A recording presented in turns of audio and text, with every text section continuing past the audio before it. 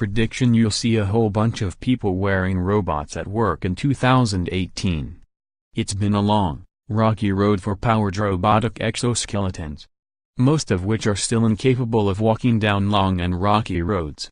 But exoskeleton markets are set to reach $2.8 billion by 2023, up from $299.8 million in 2017, according to a global forecast by Reports. That's an enormous spike, and I'd guess a slightly inflated one.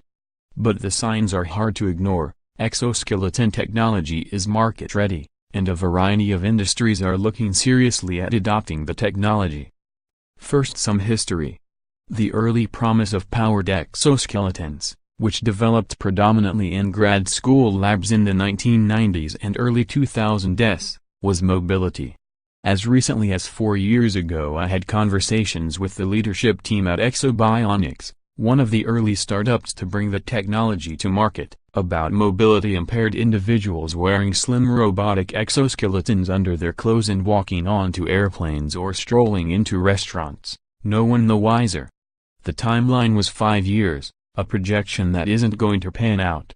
The stumbling blocks have been in part technological. Bipedal gait is extraordinarily complex, and it's risky to put a human in a machine that could keel over in all but the most controlled environments. That's especially true if the user in question has a mobility impairment. But a bigger problem, it turns out, is that the wheelchair is an incredibly durable piece of technology. They're relatively cheap and, at least in countries that legislate equal access for persons with disabilities, extremely effective at delivering on what they're designed to do, restore mobility. That realization caused some turmoil and ultimately a pivot in the industry as companies like Exo, Rewalk, Cyberdyne, and Bionic shifted aim to the healthcare sector, where exos are currently used for robotic rehabilitation. After stroke or spinal cord injury, patients at exoskeleton-equipped rehab clinics can use the assistive devices for gait training or to reduce secondary complications associated with sitting in a wheelchair all day. The mobility dream hasn't died. It's more accurate to say it's been punted further down the road by most of the companies in the space. There are exceptions. French company Wandercraft is still targeting mobility for its powered exoskeleton.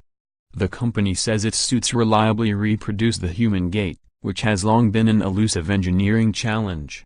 But the long-hoped-for growth in exoskeleton markets will only happen as they find their way into industrial sectors like construction and shipbuilding. Now it looks like that's poised to happen, and soon, likely in the next year. Most major developers of powered exoskeleton suits have now adapted technology originally conceived for mobility to industrial applications. Lockheed, Exo, Mitsubishi Heavy Industries, Daewoo, Honda, Hyundai, and Toyota are all at work on industrial exos to help workers lift heavy loads or reduce strain from repetitive tasks. North America held the largest share of the exoskeleton market in 2016, and North American companies should be the biggest players in the next year. I recently wrote about Utah-based Sarcos, which developed one of the first powered exoskeletons under a DARPA grant in the early 2000s. Sarcos is now bringing 2 exoskeletons to market that I think have a good shot at being the first blockbuster-powered industrial exoskeletons, the Guardian GT and the Guardian Zo. One is a proper exoskeleton suit, the other a tele-operated robot suitable for remote operation in places like nuclear reactors. But Asia-Pacific companies are closing in. In large part that's because Asian tech giants like Mitsubishi, Daewoo, and Honda do a little bit of everything, including building things like power plants and ships.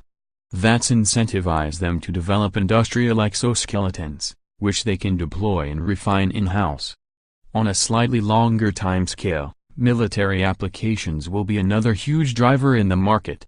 If that's a scary thought, take a little heart that the biggest value of robot-augmented humans for the military, at least in the next decade, will be in logistical support, things like loading and unloading munitions and setting up bases.